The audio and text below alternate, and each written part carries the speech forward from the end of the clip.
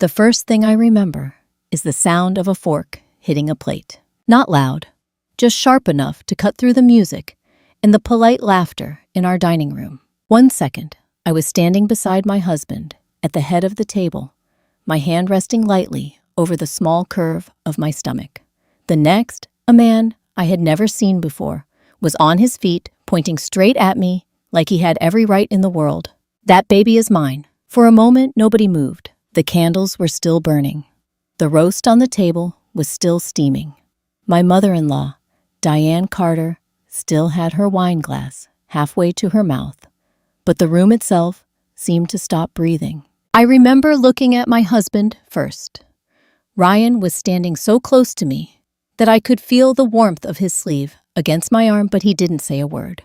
He just stared at the man like he was trying to place a face from a dream he didn't want to remember. Then the whispers started. Not loud at first, just the low, poisonous kind that moves faster than reason ever can. I was 4 months pregnant with my first child. Ryan and I had been married exactly 1 year that Saturday night in Denver. And until that moment, I had believed the hardest part of that evening would be pretending not to notice which of his relatives still looked at me like I had wandered into their family by mistake. I was wrong. The stranger took 1 step closer, calm, in a way that made my skin go cold. He was in his late 30s, broad-shouldered, neatly dressed, carrying a dark leather folder under one arm. He didn't look drunk. He didn't look confused.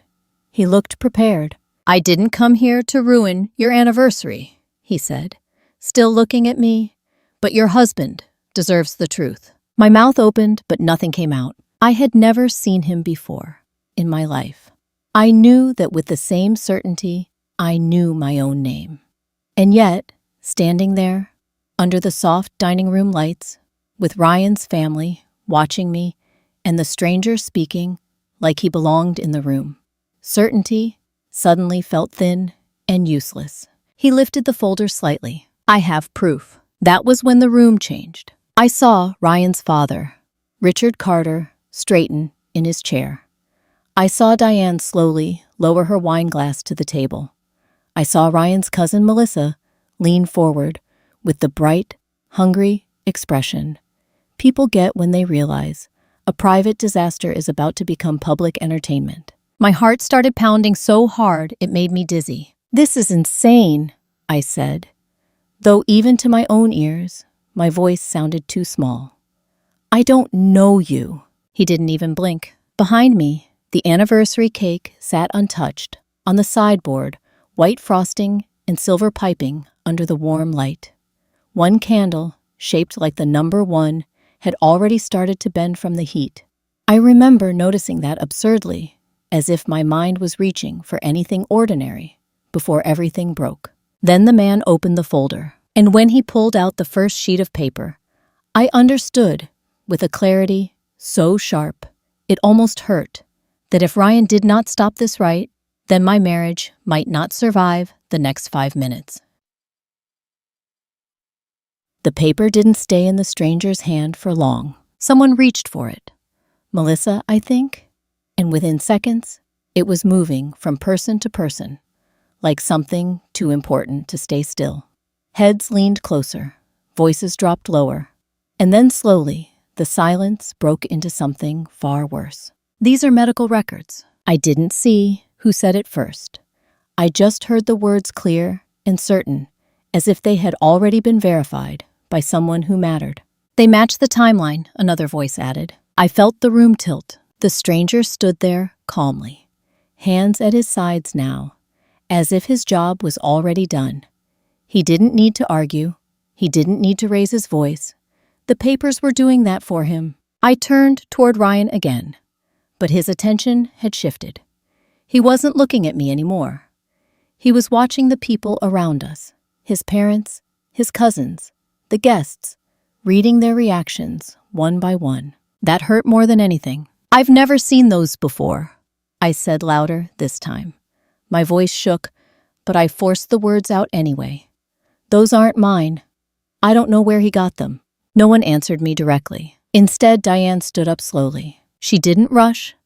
She didn't raise her voice, and somehow, that made it worse. Her silence had always been sharper than anger. It was the kind of silence that made you feel like you were already on trial. When she reached the center of the room, she didn't look at the stranger. She looked at me. "I knew something wasn't right," she said, her tone controlled, almost calm.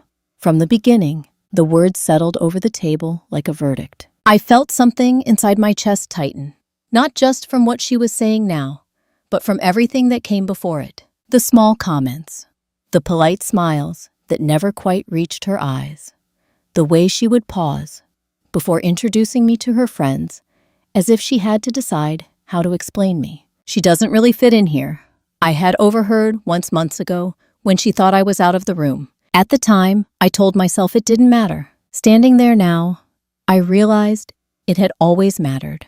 I just hadn't wanted to admit it. Richard Carter rose from his chair next. Unlike Diane, he didn't hide his reaction.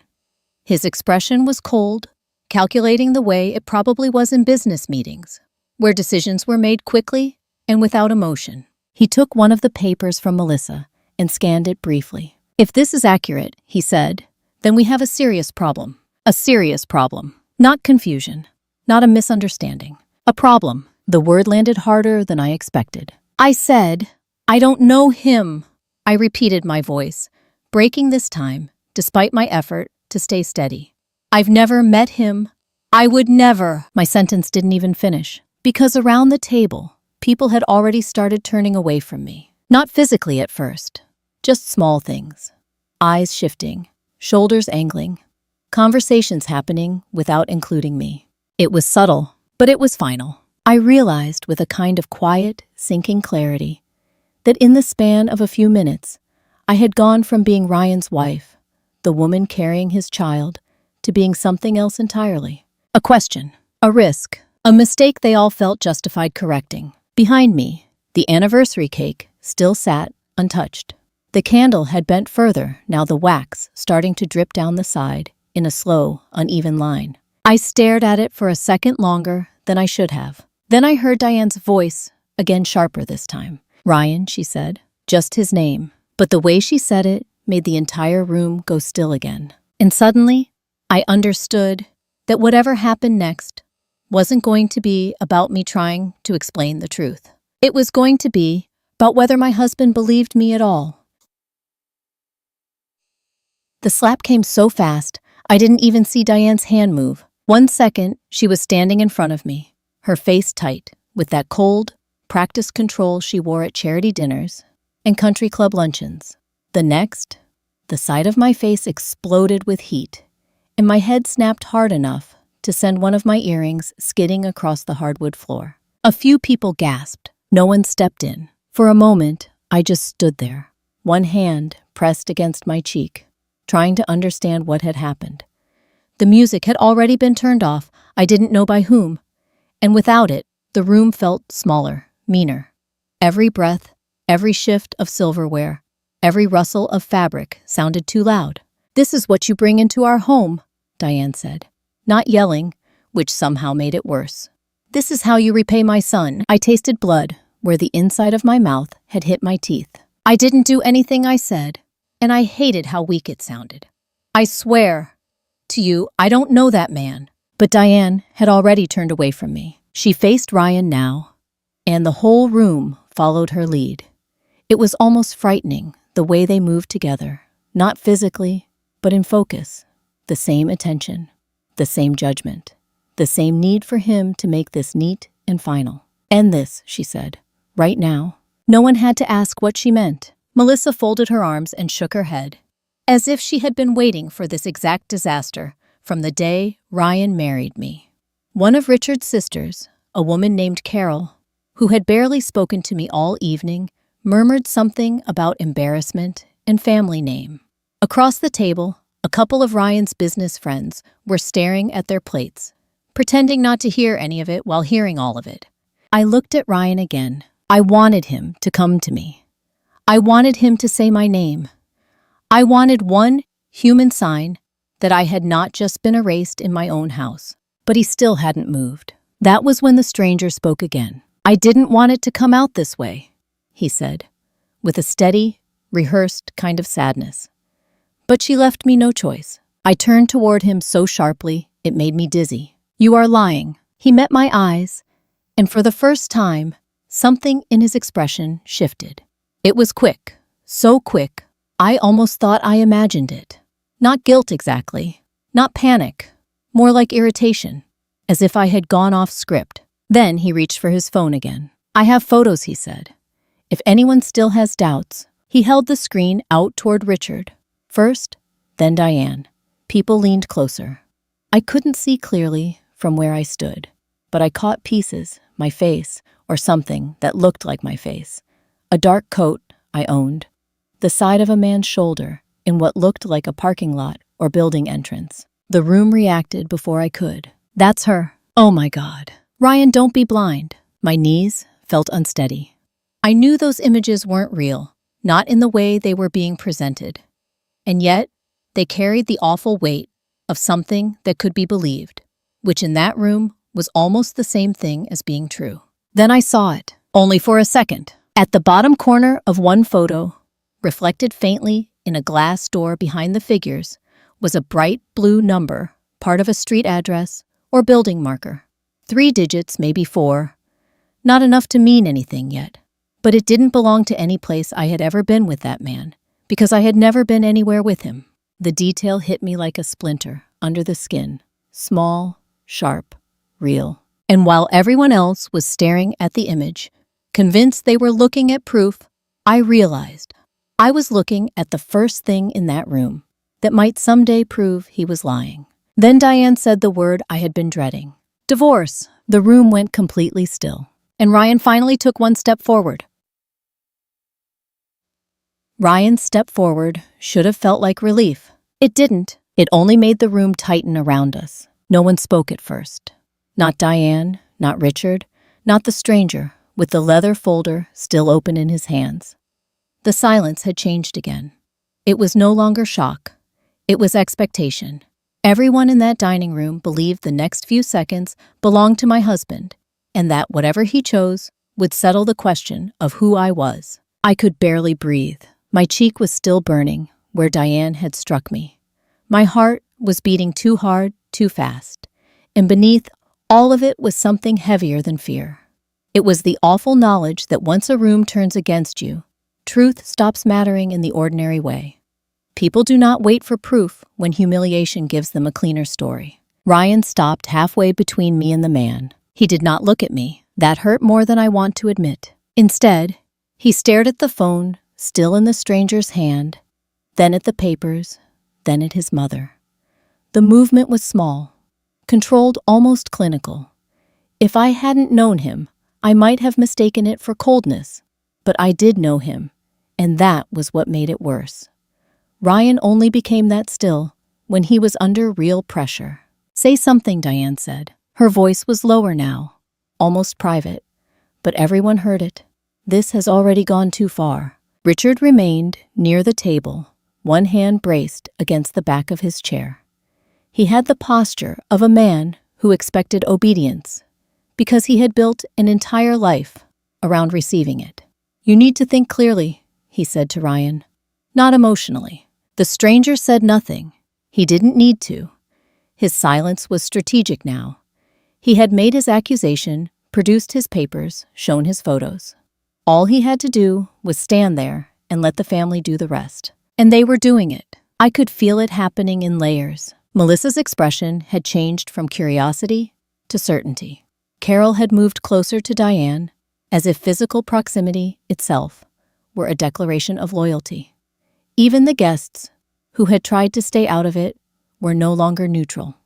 They had become witnesses, and witnesses rarely remain innocent once shame enters a room. I opened my mouth to speak again, but Ryan lifted one hand slightly without looking at me. Not to silence me exactly, to pause everything. That small gesture froze me where I stood. For one terrible second, I thought I understood it. I thought he was asking me not to make it worse.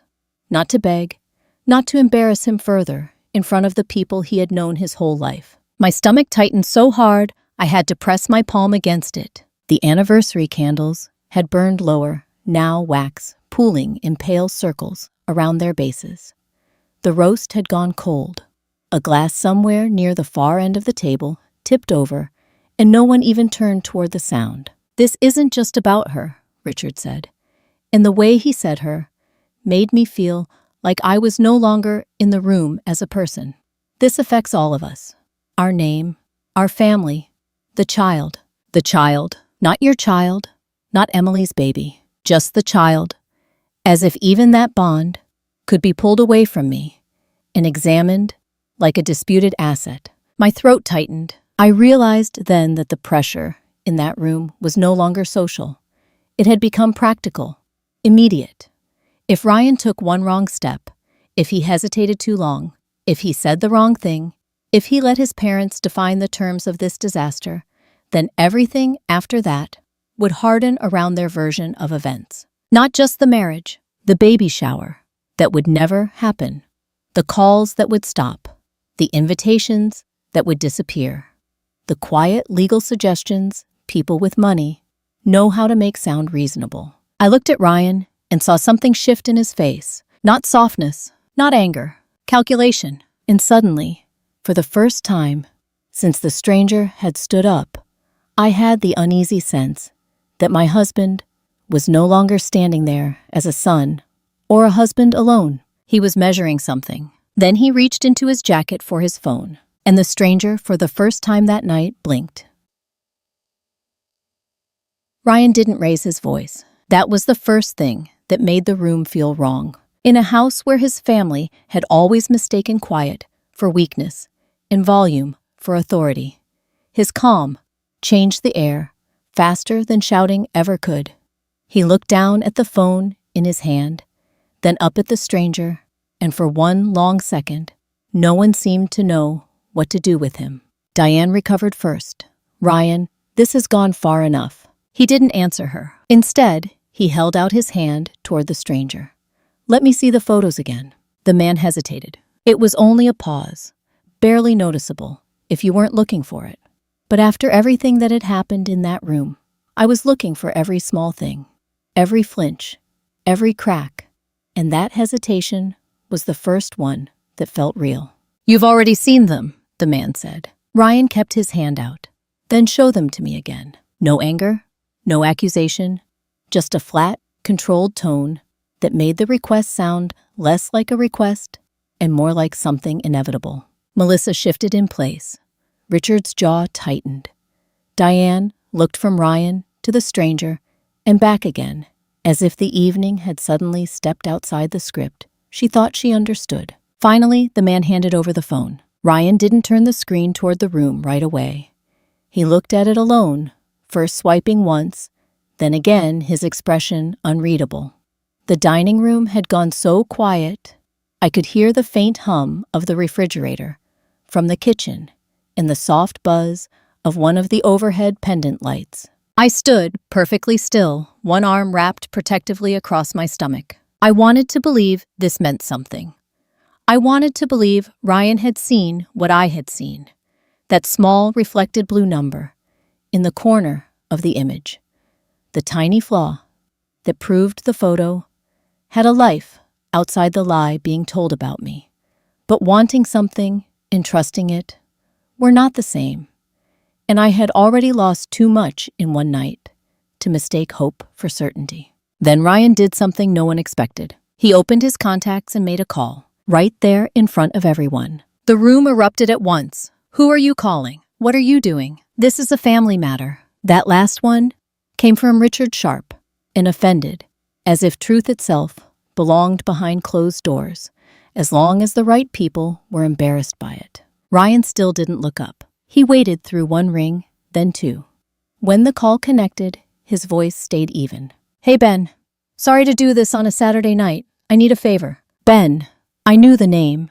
Benjamin Ortega was one of Ryan's oldest friends, a digital forensics consultant he'd met in college. Ben had once recovered a corrupted hard drive for us after a storm knocked out power in our old condo. He was patient, precise, and the kind of man who trusted systems more than stories. Ryan turned slightly away from the table as he spoke, but not enough to make it private. "I'm sending you a set of images right now," he said. "I need to know if they are what they claim to be." The stranger's face changed then. Not much, just a tightening around the mouth, a flash of calculation. But it was enough, and in that instant, something inside me quietly broke loose. Not my fear. That was still there. Not my shame. I could still feel it burning in my skin. What broke was something older and more exhausting, the need to be accepted by people who had been waiting for a reason to reject me.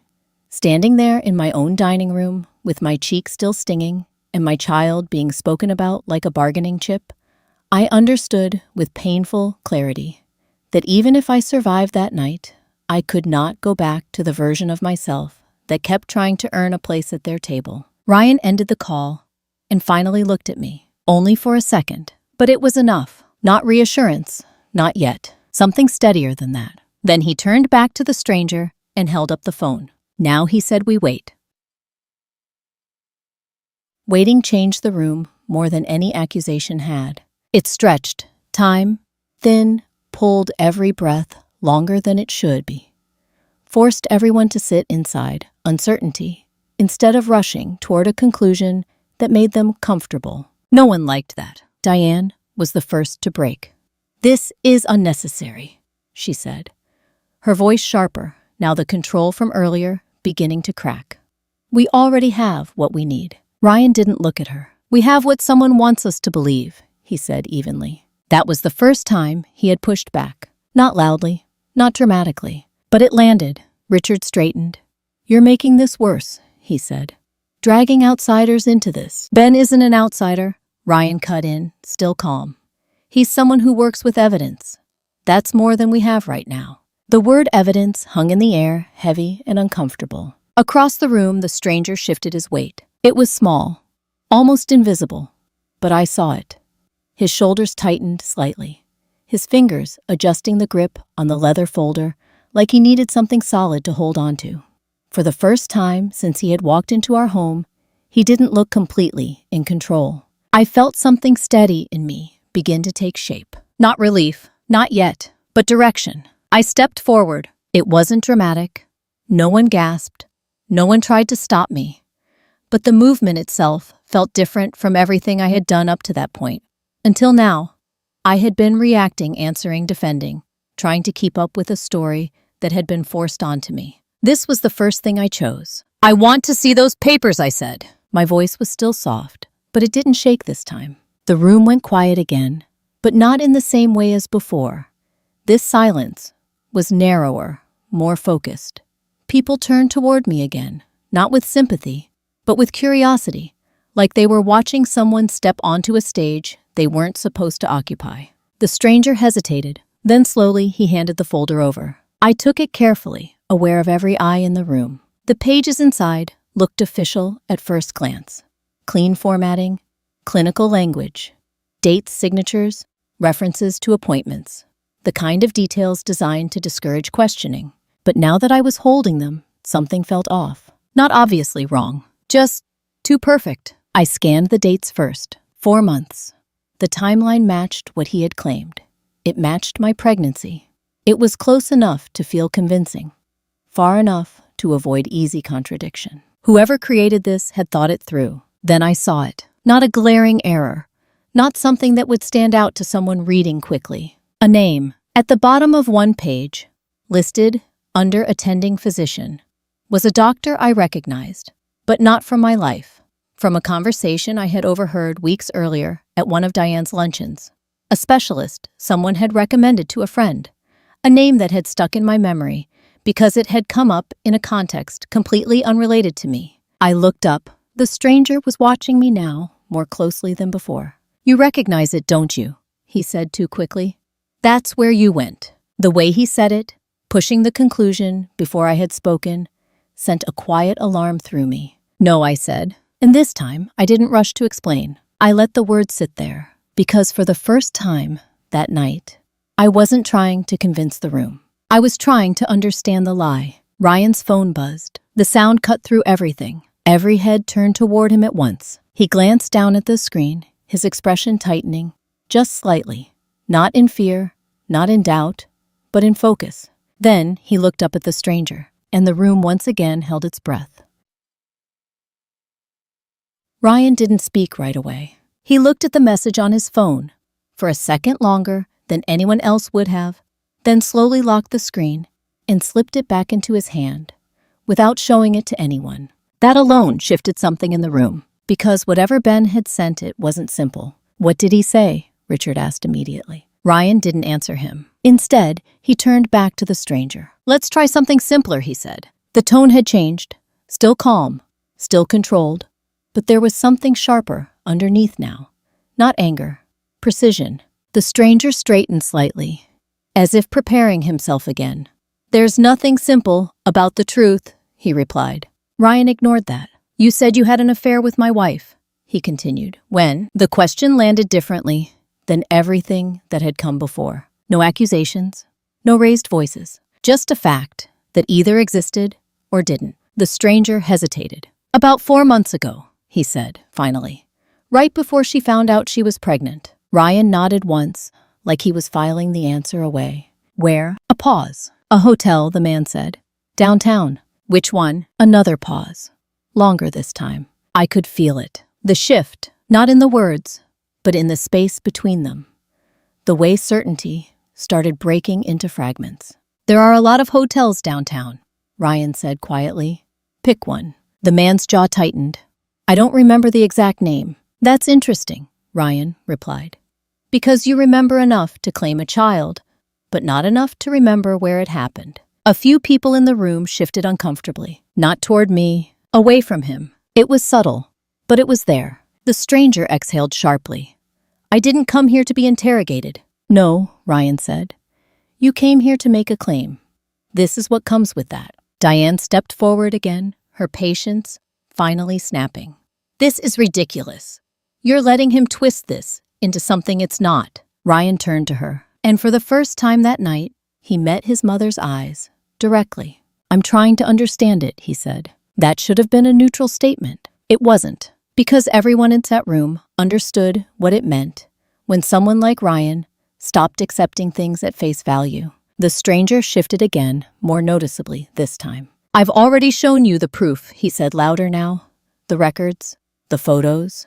What more do you need?" Ryan didn't answer right away. Instead, he stepped closer. Not aggressively, not threatening, just enough to close the distance. "Consistency," he said. The word hung there, because right now, Ryan continued, "Your story only works if no one asks you to explain it." The silence that followed felt different from all the others. It wasn't waiting anymore. It was watching. The stranger's confidence cracked just for a second, and then he pushed back. "You're making a mistake," he said, his voice tightening. "You're choosing to ignore what's right in front of you because you don't want to accept it." That landed, not because it was true, but because it echoed everything the room had already decided. Richard stepped in again. "He's right," he said. "You're overcomplicating something that's already clear." The pressure came back fast and heavy. Diane folded her arms.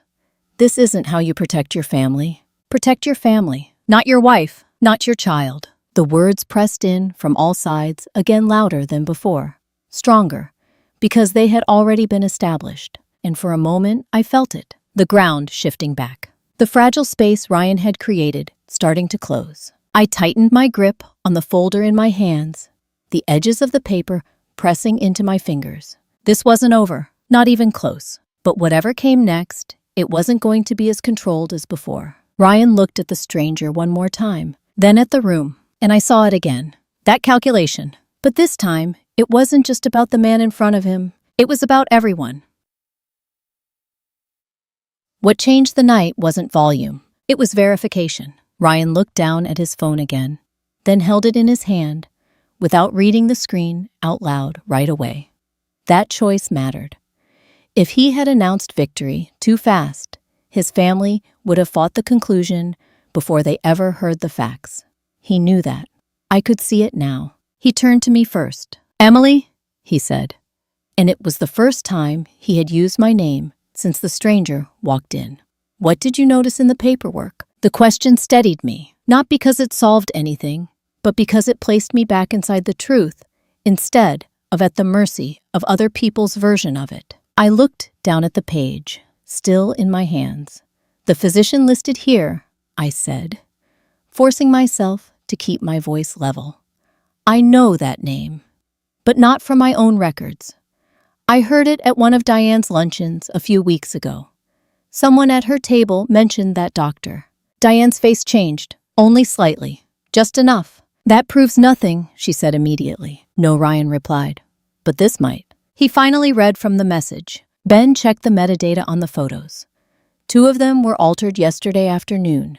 Same editing software, same export pattern, and the location marker in the reflected glass matches a commercial office building in Centennial, not a hotel in downtown Denver. The room went silent in a different way than before. Not scandal, impact. The stranger's face drained all at once, like something behind it had given way. Ryan stepped toward him, again phone still in his hand. "So now we start over," he said. "Who gave you those photos?" The man shook his head too quickly. "I don't know what that guy is talking about." Ryan didn't react. "Then, let's try the records." Ben found formatting inconsistencies. Wrong appointment code on one page, a copied logo on another, and the doctor listed there doesn't practice at the clinic named in the file. No one interrupted him now. Not Diane, not Richard, not Melissa. The stranger swallowed. I saw it happen. His fingers tightened so hard around the leather folder that the edges bent inward.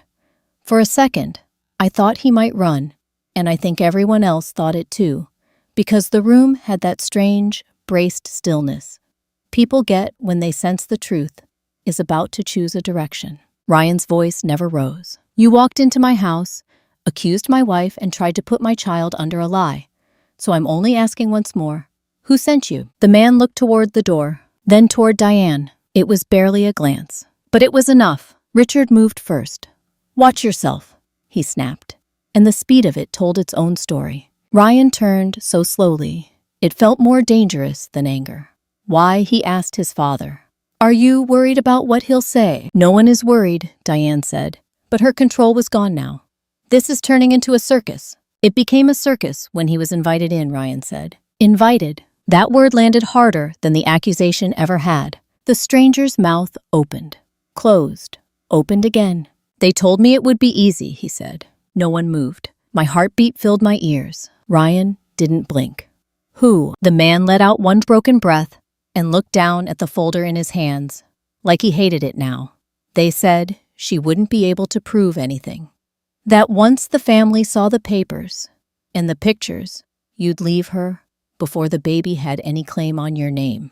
The sentence seemed to strip the air from the room. I felt my knees weaken, not from shock this time, but from the sick, hard shape of the motive. Not humiliation for its own sake, not revenge in the heat of the moment. Removal, calculated, clean, final. I looked at Diane, then Richard. Neither of them denied it. And that was the moment I understood we were no longer fighting a rumor. We were standing inside a plan. No one in the room spoke after that. Not because there was nothing left to say, because the truth had finally taken up too much space. The stranger, Daniel. Though I still didn't think of him by name, so much as function, stood with his shoulders caving inward, the leather folder hanging useless at his side. The polished confidence he had walked in with was gone. In its place was something smaller, meaner, and far more ordinary, a man who had counted on other people's cruelty to do most of his work for him. Diane found her voice first. "This is absurd," she said, but the word had no force in it now. "You're going to believe him after all this." Ryan turned toward her fully, and this time there was no hesitation in him at all. "I'm believing the evidence," he said. "That's what none of you expected me to do." Richard pushed away from the table so abruptly that his chair scraped hard across the floor. "Be careful," he said, his voice low and dangerous. "You are humiliating your own family in front of guests." Ryan didn't flinch. "No," he said. "You did that when you tried to destroy my wife in my home." The room changed again. Until then, there had still been a part of the night that belonged to shock, to scandal, to whispered judgment. But with that sentence, everything became plain. There were no more misunderstandings left to hide behind. No more room for Diane's injured dignity or Richard's performance of control. Only choice. Melissa looked down first. Carol stepped back from Diane as if proximity had suddenly become costly. One of Ryan's business friends quietly picked up his coat from the back of a chair. The witnesses were beginning to rearrange themselves around the truth. I stood exactly where I was, the folder still in my hands, and realized that this was what real consequences looked like before they were finalized. Not a courtroom, not a dramatic confession on television, just the slow collapse of social cover, one person at a time. Ryan walked to the sideboard, set his phone down beside the untouched anniversary cake, and faced the room. Listen carefully, he said. No one interrupted him. My wife stays, he said. My child stays. What leaves tonight is every illusion I had about what this family is. Diane's face broke. Then, not into remorse, but outrage. After everything we gave you, Ryan nodded once. That's exactly why this matters. Richard took a step forward. If you walk away from this family over her, Ryan cut him off. Over her, he repeated. You forged medical records. You staged photos. You brought a stranger into our house to accuse my pregnant wife of infidelity in front of everyone we know. And you're still talking, like this is about my poor judgment. No one defended them. That silence was the first real punishment. Daniel tried once more. They said nobody would get hurt like this. Ryan looked at him with a flatness I had never seen before. You were paid to help harm my wife and my child. Do not speak like you were dragged into this. Daniel lowered his eyes. Then Ryan did something I had not expected. He reached into his jacket, pulled out his car keys, and placed them on the table in front of Richard. It was such a simple gesture that for a second, no one understood it. Then everyone did. The keys were to the company car his father had insisted he use, the visible symbol of staying inside the family machine. I won't take another dollar from you, Ryan said. Not the car, not the accounts, not the partnerships you kept dangling, like loyalty was something you could bill monthly. Diane stared at the keys as if they had insulted her. Richard's face went pale in a way anger alone could not explain. Because now, this wasn't only moral. It was structural, public, irreversible. He knew Ryan meant it. And more importantly, everyone else in that room knew it too. I could feel my pulse in my throat. Not relief, not yet, nothing that soft. What I felt was harsher than healing and cleaner than revenge. It was the soundless snap of something rotten finally giving way. Ryan came back to my side and took the folder from my hands. He set it down beside the cake, the fake records now lying inches away from the celebration they had tried to poison. Then he took my hand. Emily, he said quietly, but the room heard him anyway. We're leaving. And this time, no one tried to stop us. The next morning came quieter than I expected. It was Tuesday. No calls, no messages, no follow-up attempts to fix what had happened the night before.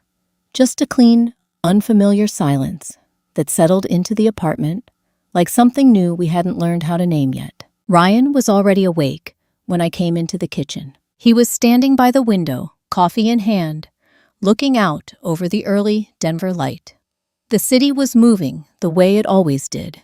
Cars in steady lines, people crossing streets with purpose, the world continuing without hesitation. For the first time in weeks, nothing in that movement felt like it was pressing against me. It just existed. Did you sleep? He asked, without turning. Some, I said. That was enough. We didn't talk about his parents right away. Or Daniel. Or the room full of people who had watched everything unravel and then quietly stepped aside once the truth became inconvenient to ignore. We both knew those things weren't finished, but they were no longer in control. Ryan set his cup down and turned to me. Ben called this morning, he said. He's already documented everything. The falsified records, the altered images, the timeline. He's sending it to legal. Legal. The word didn't feel heavy the way it used to. It felt appropriate, measured. What happens next, I asked. Ryan met my eyes, steady and certain. They won't be able to deny it, he said. There are too many inconsistencies now. Too many people saw what happened last night. This doesn't stay private. I nodded slowly, not out of satisfaction, but recognition, because this wasn't about revenge anymore. Not really. Whatever had started that way had been stripped down to something simpler and harder to argue with. Truth documented, actions accounted for, consequences following naturally. I rested my hand against my stomach, feeling the quiet, steady presence there. For days, I had carried something else alongside it, fear, doubt, the weight of other people's judgment pressing in from all sides. That was gone now, not because everything was fixed, but because the foundation underneath me had been restored. Ryan stepped closer and placed his hand over mine. I should have spoken sooner, he said. I shook my head gently. You spoke when it mattered. And he had, not in the way people expect. Not loud, not immediate, but precise, deliberate, unshakable once it began. Later that week, the consequences started to take shape in ways that didn't require us to be present. Partnerships dissolved quietly. Invitations stopped coming. Calls went unanswered, not ours, but theirs. The same social structure that had turned against me in seconds began to correct itself with the same quiet efficiency. Not out of loyalty, out of alignment. No one wanted to stand on the wrong side of something that had become so clearly documented. We didn't chase it. We didn't need to. One evening, a few days later, we sat together on the small balcony outside our apartment. The air had turned cooler, the kind that hints at a seasonal shift before it fully arrives. Ryan leaned back in his chair, his hand still resting lightly over mine. Do you regret going back last night? He asked. I thought about it, about the room, the accusation, the moment everything seemed to collapse, and the moment it didn't. No, I said, because now it's over. Not erased, not forgotten, but finished in the only way that matters: truth, established damage, contained, and the future no longer tied to what someone else tried to rewrite. Ryan nodded once. We didn't need to say anything else. Below us, the city moved on, and for the first time, so did we. If you've ever had to choose between staying silent or standing in your truth, I'd love to hear how you handled it. Share your thoughts below. And if this story resonated with you, consider liking and following for more stories like this. There's always another story waiting. Meh.